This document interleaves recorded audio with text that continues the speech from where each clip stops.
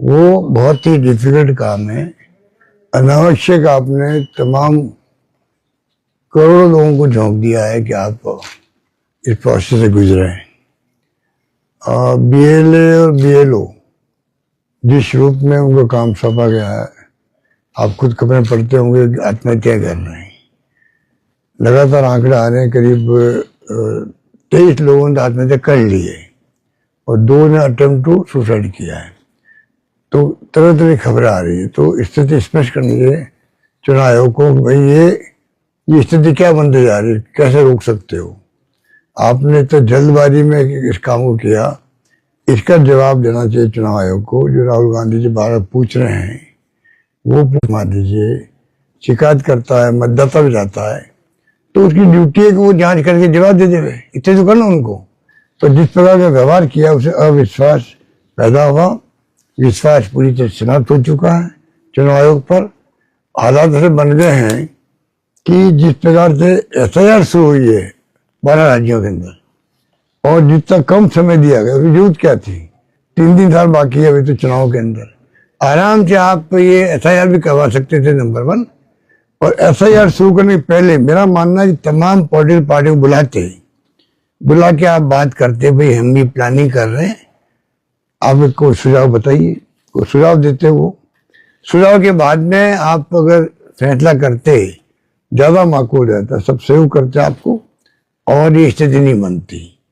अब सुसाइड क्यों कर रहे हैं? क्योंकि तब प्रेशर उनके ऊपर काम करने का, ऊपर से दबाव है और ये स्थिति बनती आ रही है हर राज्य के अंदर। गुजरात में बन गई है, हर राज्य में बन रही धीरे धीरे। तो अभी वक्त है, 4 तारीख लास्ट डेट है। क्या ज्योति का आप 1 महीना भी निकाल दिया आपने, आप 2 महीने दे देते इनको। इस पर जवाब दे इलेक्शन कमीशन। जब सुनवाई चल रही है सुप्रीम कोर्ट में, ऐसा क्या आपको इंटरेस्ट है कि आप उसके बावजूद भी आपने इस काम को शुरू कर दिया? ये बहुत बड़ा क्वेश्चन मार्क है और उससे बहुत बड़ा देश में चिंतित है लोग। और क्यों नाम जुड़ नहीं पाएंगे 4 तारीख तक। 9 को लिस्ट आउट हो रही है, प्रपोज लिस्ट उनकी। उसके बाद लंबी प्रक्रिया है नाम जुड़वाने के लिए। तो ये तमाम जो जिस प्रकार की प्रक्रिया अपनाई गई है, मैं समझता हूँ कि वो उचित नहीं है और लोग उसे बहुत बड़े चिंता में आ गए हैं। सरकार में सीएस पंत को यहाँ लगाया गया था, वापस हटाया गया है। अब सरकार में क्या कुछ चल रहा है? ऐसा पहली बार हुआ है कि एसीएस टू सीएम पूरा कार्यकाल में मौजूद नहीं रहे, बीच में हट गए। टकराव जो देखा गया मतलब सरकार और ब्यूरोक्रेसी के बीच में, और कहीं ना कहीं कांग्रेस भी उस चीज को अभी तक पूछने की स्थिति में नहीं आई है। सरकार, जनता जो है वो समझ नहीं पा रही है कि किस प्रकार से सरकार चल रही है और किस प्रकार से ये टकराव जो है उससे जनता का नुकसान हो रहा है। ये 2 बातें अलग अलग है। एक तो आपने क्वेश्चन किया सीएस के बारे में, ये तो उनका प्रेरोगेटिव है, कौन सीएस है कोई नहीं रहे, उसमें हम क्या कमेंट कर सकते हैं। और कमेंट जो मुझे करना था दोनों को, पहले वाले सीएस और अब के वाले सीएस के बारे में, वो मैं कर चुका हूँ कि उनका अलग अनुभव था, इनका अलग अनुभव है। ये 20 साल या 17 साल के बाद आए हैं। नए सीएस आए लगभग 17-18 साल हो गए, 12 के थे। थोड़ा इनको फर्क पड़ेगा तुलना करें तो मन। और दूसरा आपने क्वेश्चन किया शिखर अग्रवाल जी को हटाया गया, जबकि वो ये काम मेरा नहीं है। जो मुख्यमंत्री होता है वो लगाता है अपने प्रिंसिपल सेक्रेटरी को, किसको लगाया कब तक रखे उनके ऊपर होता है। उसके कमेंट नहीं कर सकते। आपने कहा था, मुख्यमंत्री ने उसका जवाब दिया कि हमारी सरकार में भी अधिकारी यही थे।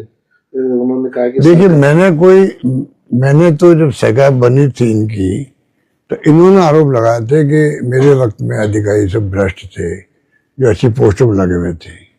तो मैंने कहा कि वो अधिकारी अब आप लगा रहे हो अच्छी पोस्टों पर, तो इसका मतलब आप झूठ बोल रहे थे, उस वक्त में माहौल खराब कर रहे थे। तो अब आप खुद लगा रहे, तो मैंने तो ऐतराज नहीं किया। मैंने उनको संज्ञान में लाया उनके कि आपने जिस प्रकार का माहौल बनाया कि अधिकारी गले जगह लगे हुए थे, उसका मैं जवाब दिया। नंबर 2, ये तो अधिकारी आज जवाब दिया मुख्यमंत्री ने कि तो सरकारी अधिकारी है, लगते रहते हैं, हटते रहते। ठीक है, मैं एग्री करता हूँ उनसे। और मैं उनको पूछना चाहूंगा, राजस्थान भर में जो योजना हमारी चल रही थी विकास की, वो आपने उसको धीमा कर दिया, बंद कर दिया, क्या कारण है ये तो बताएं। वो भी कोई मेरी योजना थोड़ी थी, सरकारी योजना थी, सरकार बदल जाती है तो योजना चलती रहनी चाहिए पब्लिक इंटरेस्ट के अंदर। क्या जवाब इनके पास में? बड़ी बड़ी इन्वेस्टमेंट हो गए वहां पर, उसके बाद में काम आगे नहीं बढ़ पा रहा है। कई ऐसे एग्जाम्पल है, मैं उसके लिए अलग से प्रेस कॉन्फ्रेंस करूंगा। सर एक तीसरी चीज, सर जल संसाधन मंत्री हैं सुरेश रावत, वो कह रहे हैं कि कांग्रेस विशेष रूप से प्रदेशाध्यक्ष धर्मांतरण को पूरे राजस्थान में बढ़ावा देने की कोशिश में लगे हुए हैं सरकार को अस्थिर करने के लिए। देखिए, ये तो इनका एजेंडा है, आरएसएस का, बीजेपी का। देश जानता, दुनिया जानती है, और वो खतरनाक एजेंडा है, इसमें कोई दो राय नहीं।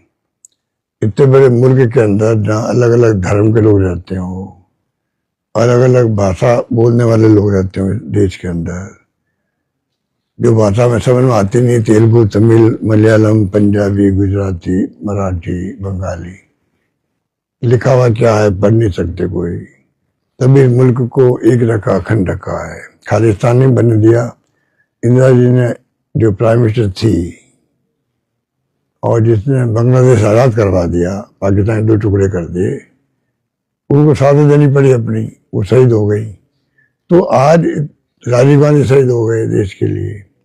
तो ये जिस प्रकार से बोल रहे हैं, ये ध्रुवीकरण अपना में खतरनाक है, और इसलिए चिंता ही हमें होनी चाहिए, चिंता ही हमें होनी चाहिए। सर पूर्ववर्ती सरकार ने सीकर संभाग को नीम का थाना जिला बनाया था, जो कि वर्तमान सरकार ने उसको निरस्त किया। क्या कर सकते हैं इनका? कुछ समझ तो है नहीं किसी में, बिना समझ के सरकार चल रही है प्रदेश के अंदर, लोग दुखी हैं जहाँ जाते हैं। अब मैंने कई बार इनको कहा भाई कि ये हम लोग राजनीतिक आरोप नहीं हमारा, ये आरोप किसी गांव में भेज दीजिए। जब मैं कहता हूँ किसी गांव में भेज दीजिए, उसके मायने होते हैं। मैं ये नहीं कहता हूँ इस पंचायत में भेज दीजिए, राजस्थान में किसी गांव में भेज दीजिए, आपको एक ही बात मिलेगी कि किसके बाद जाए शिकायत करने के लिए, कुछ सुनने वाला नहीं। करप्शन तो हदे पार कर चुका प्रदेश के अंदर, कानून व्यवस्था इतनी चौपट हो चुकी है, एक्सीडेंट रोज हो रहे हैं, सड़कें टूटी फूटी पड़ी हुई है, खड्डे हो गए बड़े बड़े। अरे सड़कें बनाने में टाइम लगे, आपको खड्डे भरवा तो दीजिए, कम से कम एक अभियान शुरू कर दीजिए। जितनी सड़कों में खड्डे हैं, खड्डे भरने का अभियान शुरू करी सरकार, तभी लोगों को आराम मिल सकता। कुछ तो किसको कहें, स्थिति बड़ी नाजुक है। हमारी योजना बंद कर रहे हैं। अरे योजना सरकार की होती है, आपका जो अधिकारी सरकार के होते बदलते रहते हैं, कोई बात नहीं। हमारी योजना सरकार की होती है, उनको बंद क्यों करो? फिर आप बंद क्यों कर रहे हैं, तो जवाब दे। इवन जो गरीबों के लिए राशन दे रहे थे हम लोग, ठेला दे रहे थे, अब सरकार बदल गई तो फोटो लगी थी अशोक गहलोत मुख्यमंत्री रूप में, वो हटा देते, आप अपनी फोटो लगा देते। उन गरीबों की स्कीम बंद क्यों किया आपने? तो जवाब है कि इनके पास में। तो ये जो स्थिति बना रखी इन्होंने, वो दुखद है कि स्वास्थ्य की योजना थी हमारी, घर घर में आराम था, इलाज का, फ्री मेडिसिन, फ्री ऑपरेशन, कमजोर कर दिया उसको। कंफ्यूज हो गए लोग, सरकारी कर्मचारी अधिकारी जो आरजीएसएस है उसमें कंफ्यूज हो गए लोग। सब स्कीमों को इन्होंने बंद कर दिया, कमजोर कर दिया। पेमेंट तो हर वर्ग में, अभी मैं आया रास्ते में बाई रोड आया हूँ आपके सीकर में, शाहपुरा से, रास्ते में लोग मिले मुझे, कोई कह रहे 3 महीने से पेंशन नहीं मिली। एक तो व्यक्ति मिला, बुजुर्ग आदमी थे, 7 महीने पेंशन नहीं मिल रही। अब बताइए, पेंशन 3 महीने नहीं मिले। एक आदमी निश्चय दिन आ गया, साइकिल, वो क्या कहते हैं, ट्राईसाइकिल, वो कहता था मेरे को 3 महीने में क्या खाऊं। हमने उनको ऐसी मदद करने की कोशिश करी। कहने का मतलब ये स्थिति बनी हुई है, इसमें कौन ध्यान देगा? सब ठेकेदार जो भी डिपार्टमेंट के हैं, सबके पेमेंट रुके हुए हैं, हर डिपार्टमेंट पेमेंट रुके हुए हैं। पेमेंट रुकेगा तो काम रुक जाएंगे। कहने का मतलब सरकार नाम की कोई चीज रास्ता में नहीं है। मेरा सेकंड लास्ट क्वेश्चन सर, निकाय के पंचायती राज के चुनाव जो है वो लगातार टल रहे हैं, लोगों में बड़ी ऊहापोह की जो स्थिति कही जा सकती है, असमंजस की स्थिति कही जा सकती है। इसको लेकर सर आप क्या, किस रूप में देखते हैं? क्योंकि राजस्थान में चुनाव तो तय सीमा पर होते आए हैं। होते नहीं आए हैं, कानून और संविधान के अंतर्गत भी आपको टाइम पे करवाना आवश्यक है। कई बार सरकार ने प्रयास किए, हम लोगों ने एक बार प्रयास किया था जब स्ट्राइक हो गई थी कर्मचारियों की, तो हमने भी कहा था कि अभी कैसे इलेक्शन हो पाएंगे, पोस्टपोन करना चाहते हैं तो हाईकोर्ट ने मना कर दिया। कई सरकारें गई है, सुप्रीम कोर्ट तक गई है। सुप्रीम कोर्ट ने कहा चुनाव तो आपको टाइम पे ही करवाना पड़ेंगे।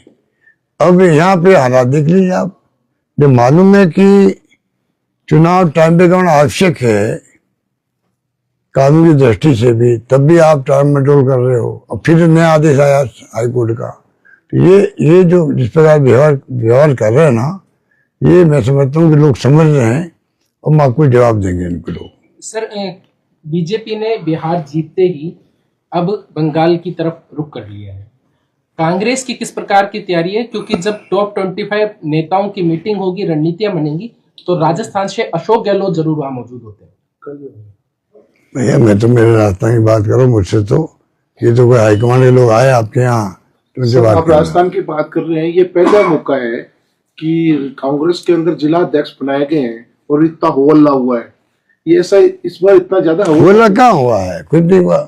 देखिए बात सुनिए, प्रयोग एक नया प्रयोग था जिसमें आपने प्रयोग करने में परिवेश से भेजे आपने, हाईकमांड ने, खड़गे साहब ने, राहुल जी ने, और सीनियर मोस्ट लोगों को भेजा है। पहली बार इतिहास में हुआ है।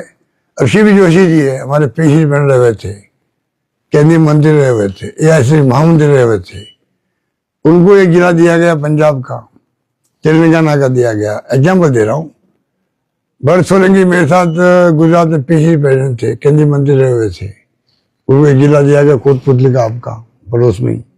तो कहने का मतलब कि तमाम सीनियर लोग जो थे, जोधपुर में आए वो नेता प्रतिपक्ष थे उत्तराखंड के, जो जोधपुर गवर्नमेंट में आए थे, तमाम जगह सीनियर लोग गए, मेंबर पार्लियामेंट भी हो या अन्य लोग हो, उन सबको कहा गया भी जाके आप वहाँ के जो लोकल जिले के अंदर हर ब्लॉक में जाओ, 6-7 दिन रहो वहाँ पर और 5-6 नाम लेके आओ, फिर हम तय करेंगे कि किस प्रकार से हम लोग फैसला करें।